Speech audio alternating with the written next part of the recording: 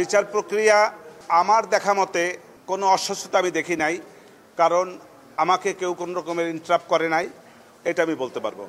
আর এছাড়া কোনো অস্বচ্ছতা আছে কি না তা আমার জানা নাই। আমাকে এই জায়গার সহযোগিতা যে জিনিসটা মামলা করতে গেলে যে সহযোগিতা সবার আগে লাগে সেটা হলো ডিফেন্স কাউন্সিল থেকে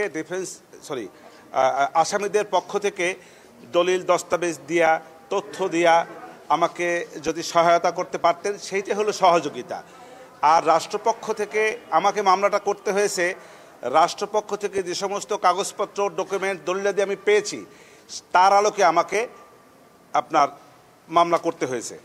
সেইখান থেকে রাষ্ট্রপক্ষ থেকে আমাকে কোনো রকমের ইন্টারাপ্ট করে নাই এবং তার যথেষ্ট কাগজপত্র যা যা দরকার, যা যা ওনাদের কাছে ছিল, নিয়ম অনুযায়ী, আইন অনুযায়ী যে সমস্ত ডকুমেন্টস আমার পাওয়া উচিত সে সবগুলি ওনারা আমাকে দিয়েছেন। আমার সীমাবদ্ধতা থেকে আমি চেষ্টা করেছি, যথেষ্ট চেষ্টা করেছি।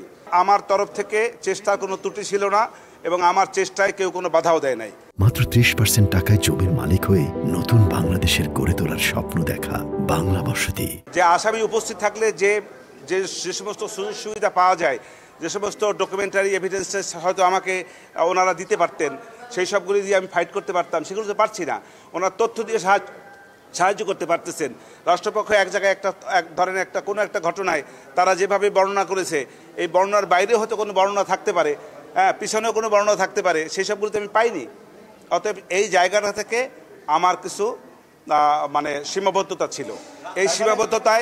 সেই সীমাবদ্ধতা আমার ক্লায়েন্টরা অনুপস্থিত থাকার কারণে। মামলার রেজাল্ট তো হয় না এখন, এটা কেন বলছে?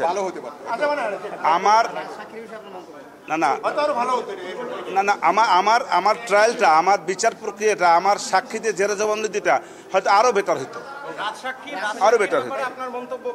আমি তো রাজসাক্ষীর সাজা চাবো না, সে তো আসামি, আমি তাকে সাজা চাবো কেন?